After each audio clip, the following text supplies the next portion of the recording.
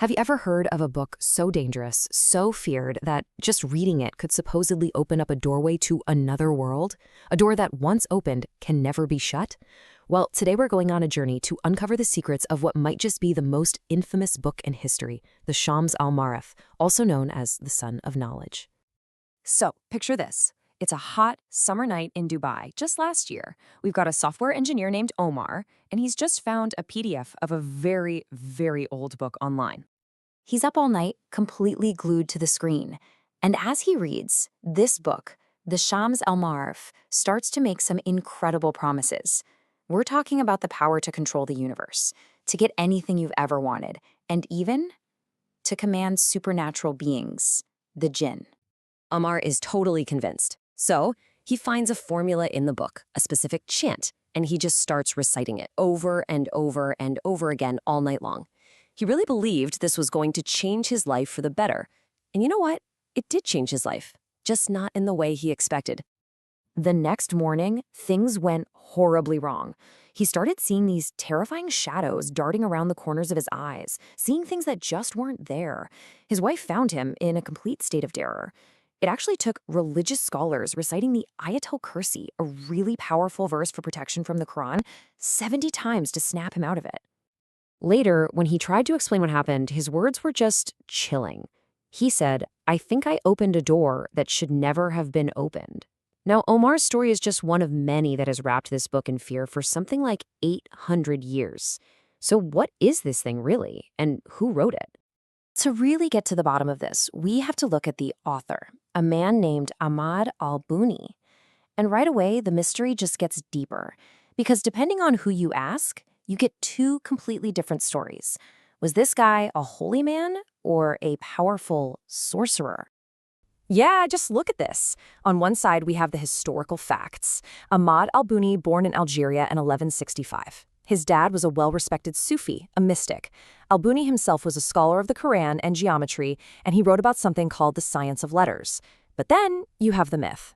Al-Buni the sorcerer, a master of talismans who could command jinn and wrote this legendary book of dark magic. Two totally different people. So this brings us to the real question, right? If al-Buni was this devout scholar, how did his work end up becoming the most feared book of black magic in the entire Islamic world? How did it get changed?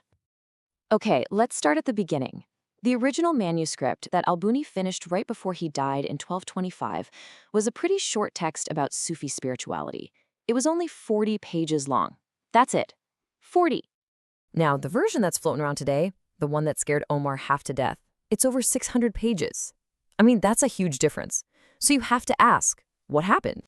This timeline really tells the whole story. See, right after al-Buni died, the Mongol invasions just wrecked the region, creating total chaos. In that power vacuum, new rulers, the Mamluks, took over. And these guys wanted power, any way they could get it. So scribes started adding all this stuff about sorcery and talismans to al-Buni's work to get on the good side of their new bosses.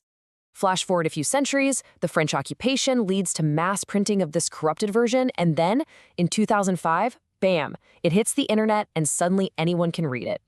So what's all this stuff that got added? What makes this 600-page version so dangerous? What's actually written inside?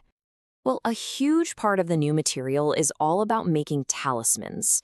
You know, these are objects like rings or stones with symbols carved into them that are supposed to hold magical powers. The book basically became a DIY guide for forbidden magic. For instance, check out this ritual to summon a powerful jinn. You're supposed to draw a 7x7 grid, fill it with certain Hebrew letters from Jewish mysticism, then chant an incantation that calls on the power of King Solomon's mythical ring. It's this wild mix of numerology, mysticism, and just straight-up sorcery. And it gets weirder. There are whole chapters on things like jinn alliances, which are basically just incantations for love spells. Listen to this one.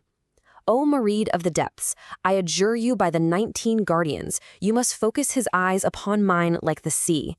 I mean, you're not praying to God here, you're commanding a Marid of the depths. And that right there brings us to the real reason why religious scholars have been warning people away from this book for hundreds of years. So, seriously, why shouldn't you read it? Way back in the 13th century, a super famous scholar named Ibn Taymiyyah called out the version of the book that was going around in his day.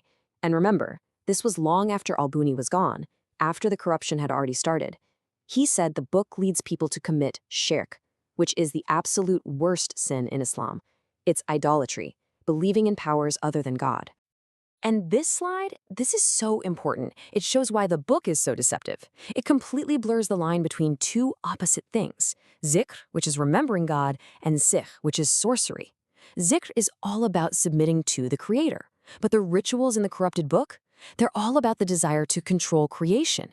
The book tricks you. It makes you think you're doing something spiritual, when really you're using talismans and chants to get worldly power. That's the literal definition of sorcery. But okay, here's the final twist in the story. What if the original science of letters that al-Buni was actually studying wasn't sorcery at all? What if it was about real hidden patterns in the universe? Let's talk about the numbers 3, 6, and 9. This is going to sound random, but in 1931, the genius inventor Nikola Tesla said this: "If you only knew the magnificence of the 3, 6, and 9, then you would have a key to the universe." So this idea that numbers hold cosmic secrets, it's not just some ancient mystical belief. And Tesla might have been onto something real.